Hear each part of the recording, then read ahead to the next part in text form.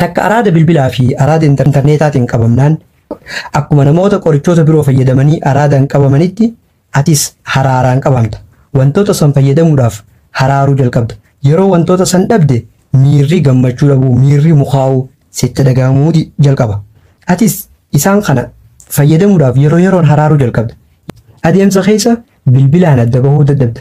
Adeemsa keessa bakki intarneetii hin jirre takka immoo intarneetaan ala ooluun waan addaa waan ulfaataa ta'e mul'achaa dhufa. Adeemsa keessa guyyaa tokko sooshaal miidiyaan ala jireenya gaggeessuun akka waan hin danda'amne yaaduun takka sitti dhufa. Gaafa hojiiwwan barbaachisoo ta'an irratti illee xiyyeeffachuu barbaadde, gaafa qormaata cimaa qabdu, gaafa hojii akkaan barbaachisaa hojjechuu barbaaddu illee wanta hojjettu irratti xiyyeeffachuun gar malee sitti ulfaachaa dhufa. Yeroo muraasaaf yoo bilbilaan adda baate yookaan intarneeta guyyaa tokkoof seenuu baatte miira hamaa sitti dhagahamuu jalqaba. Akka waan wanti barbaachisaa ta'e tokko si hanqatetti yookaan ati addunyaa irraa adda cittetti dhiphachuu yookaan yaadda'uu jalqabda. Akkasumas akka waan odeeffannoon barbaachisaan tokko si dabreetti, akka waan taateen ajaa'ibaa tokko si duubaa uumamtee takkatti dhiphachuu jalqabda.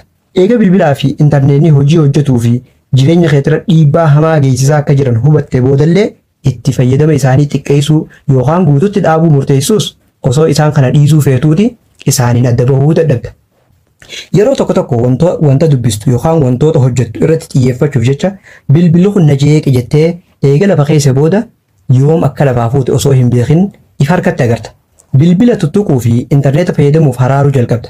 Yeroo karaa deemtullee kanuma karaa deemtu bilbilli yoo manatti dhiiste yoo chaarjira gootee deemte akka waan sirraa hatametti keessa kee hogguu hedduu qaqqabatta. Yoo bilbila keef dura keesses bilbila kana keessee namoota waliin haasa'uu hin dandeessu, maatii waliin haasa'uu hin dandeessu. Bilbilli waa hunda kee to'ata jechuudha. Kun hojii hojjettu irraa bu'aa argachuu qabdu haalaan hir'isa. Boodarra araadni kun jireenya guyyaa guyyaan jiraattu keessa seenee dhiphina yookaan yaaddoo hin barbaachisne sitti fiduu danda'a. Kana egaa mallattooleen ati araada bilbilaa fi araada intarneetaatiin qabamuu kee kan agarsiisan.